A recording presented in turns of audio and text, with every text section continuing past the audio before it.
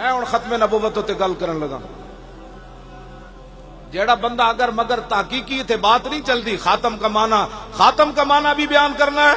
سورج چڑھا ہوا ہو نصف النہار 22 جون کا سورج چڑھا ہوا ہو اور کوئی بندہ کہے جی سورج نہیں چڑھا ہوا, بجھی ہوئی موم بتی لائے, وہ بھی بجھی ہوئی موم بتی 22 جون کے سورج دوپہر کے وقت 12 بجے کے سورج کے سامنے وہ بجھی ہوئی موم بتی لائے. اور وہ کانا دجال قیدیانی مرزائی. میں ہوں گل کرنے لگا ختم نبوت تے اپنی ذمہ داری تے. میرا نام خادم حسین رضوی ہے. میں ہوں ختم نبوت تے گل کرنے لگا اپنی ذمہ داری تے.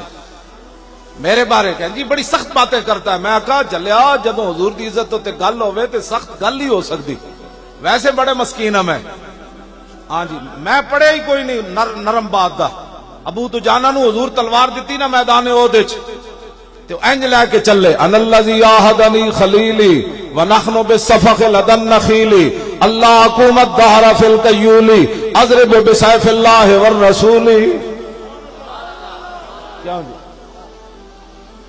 جو حالات کو دیکھ کر پیچھے ہٹتے ہیں نا, میں ان کے لیے حضور کا وہ حضور کی تلوار کے اوپر پتہ کیا لکھا تھا؟ فی الجبن عار وفی الاقبال مکرمۃ والمرء بالجبن لا ینجو من القدر. جو تلوار میرے آقا نے ابو دجانہ کو دی اس پر لکھا تھا کہ بوزدلی ایک شرمندگی ہے, آگے بڑھنا عزت ہے, اور کوئی بندہ بھی اپنی بوزدلی کی وجہ سے تقدیر سے نہیں بچ سکتا. آگے بڑھنا عزت ہے, حالات کو دیکھ کر پیچھے ہٹنا عزت ہے. حالات کدی بھی ٹھیک نہیں ہوئے. جدو حضور نو لوگا پتھر ایتھے مار دیتا ہو تو حالات ٹھیک سے. مولوی خادم کی پگڑی نہیں کھلنی چاہیے. اپنی پگڑیوں کی حفاظت کے لیے لوگ حالات کا رونا روتے ہیں. حالات کا رونا نہیں رونا, کچھ بھی نہیں ہونا. کیا آخر موت ہے نا, اس سے بڑی کیا بات ہو سکتی ہے کائنات. میں خالد بن ولید دی قبر تے حاضر ہویا ملک شام. لکھیا سی قول خالد بن الولید حين حضرت الوفات لقيت قضاء وقضاء زحفا فما في جسدي شبر الا وفيه ضربة بسيف او رمية بسهم او طعنة برمح وها نموت على فراشي حتف انفي كما يموت البعير فلا نامت اعين الجبناء.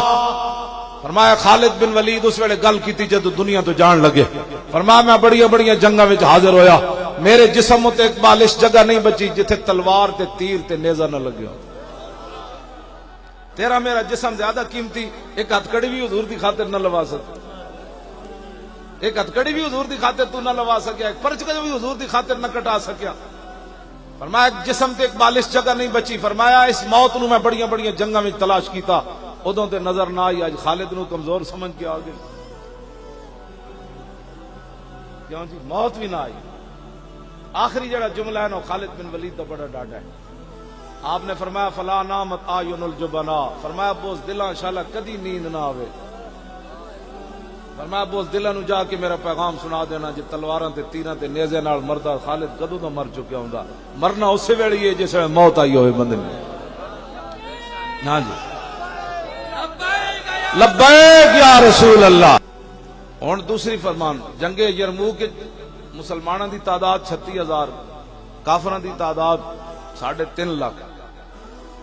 تے صحابہ دی پگڑیاں پھٹیاں ہوئیاں, کپڑے بھی بوسیدہ, تے جنگاں کر کر کے تے جسم مبارک بھی کوئی زیادہ اس طرح طاقت والے نہیں.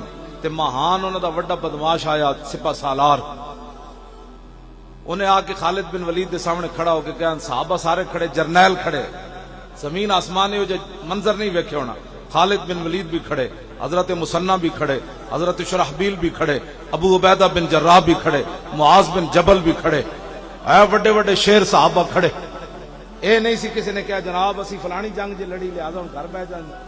نابینا صحابی بھی کھڑے, عبداللہ ابن ام مکتوم, تے بڈھے صحابی بھی کھڑے 86 سال, عمر بن مادی کرب بھی کھڑے, تے ہاتھ کٹے ہوئے عمر بن طفیل دوسی بھی کھڑے, تے بدری بھی 100 صحابہ کھڑے, بدری بھی 100 صحابہ ہوتے کھڑے.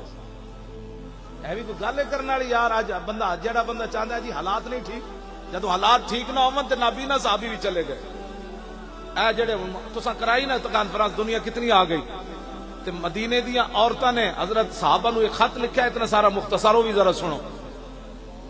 جدو حالات بہت خطرناک ہوئے, مدینہ پاک کی خبراں پھیلنیاں شروع ہوئیاں کہ حالات بڑے خطرناک ہے جنگ یرموک کے.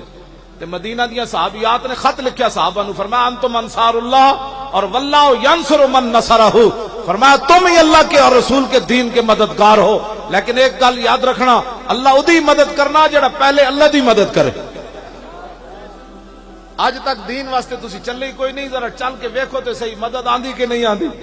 تسی تے چلے ہو سیاسیاں واسطے، تسی تے چلے ہو برادریاں واسطے، جے محمد عربی دے دین واسطے چلے ہوندے تے دین دے سمندر وچ بھی گھوڑے نہیں ڈبن دیندا۔ میں سچی تہاڈے نال گل کر رہا۔ بسم اللہ الرحمن الرحیم